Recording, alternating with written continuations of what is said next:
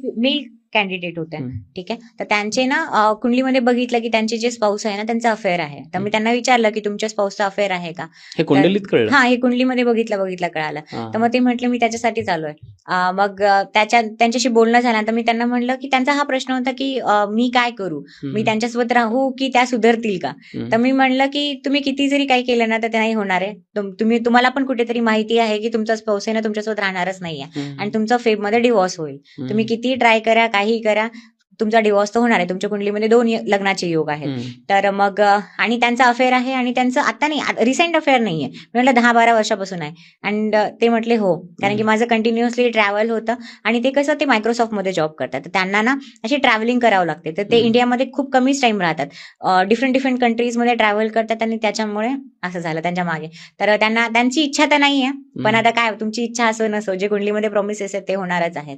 तर कधी-कधी ना नेसेसरी होऊन जातं. इतका टॉक्सिक रिलेशनशिपमध्ये राहिल्यानंतर ना मग त्यांना ॲक्चुअली मानसिक त्रास होतोय.